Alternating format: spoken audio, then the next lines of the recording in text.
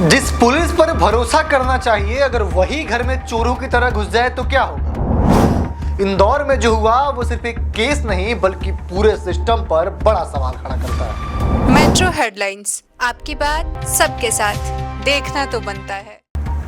नमस्कार, मैं हूं हरिओम गुप्ता और आप देख रहे हैं मेट्रो हेडलाइन। मध्य प्रदेश के इंदौर से एक ऐसा मामला सामने आया है जिसने पुलिस की कार्यशैली पर ही फिर से गंभीर सवाल खड़े कर दिए हैं।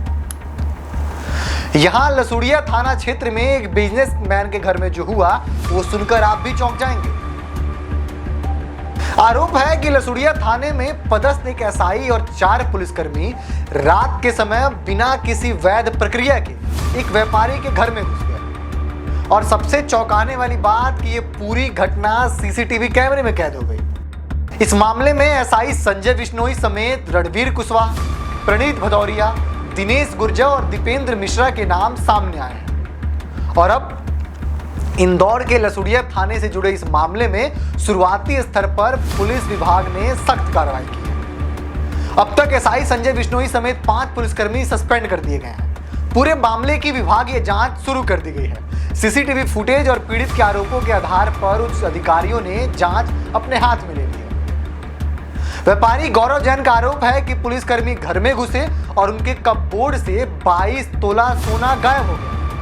यानी कि जो चोरी रोकने के लिए हैं उन्हीं पर चोरी का आरोप। मामला यही खत्म नहीं होता है। व्यापारी का आरोप है कि उनके साथ मारपीट की गई, अवैध रूप से हिरासत में लिया गया और उन्हें इंदौर से ग्वालियर तक ले जाया गया। ग्वालियर में एक निजी गेस्ट हाउस में रखा गया और वहां रिटायर्ड एसपी से जुड़े लोगों को सौंप दिया गया।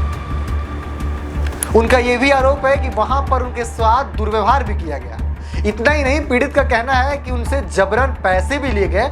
उनका कहना है कि कुल 27,000 रुपए 10,000 QR कोड से और 17,000 बेटे के खाते में ट्रांसफर कराया गया। अब आप खुद सोचिए कि क्या ये कानून की कार्यवाही है या गुंडागर्दी।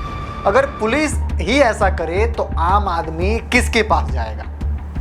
सबसे बड़ा सवाल यह है कि व्यापारी पिछले 1 साल से शिकायत कर रहा था लेकिन कोई कार्यवाही ही नहीं हुई।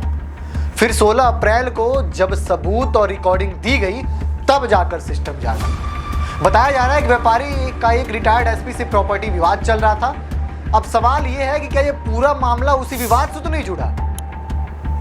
दर्शकों, आपको बता दें कि यह सिर्फ एक केस नहीं, ये उस भरोसे पर चोट है जो लोग पुलिस पर करते हैं।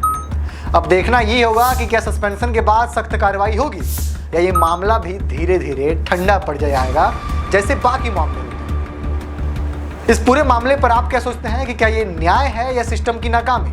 कमेंट अपनी राय देना मत भूलिएगा। तब तक के लिए देखते रहिए मेट्रो हेडलाइन। नमस्कार।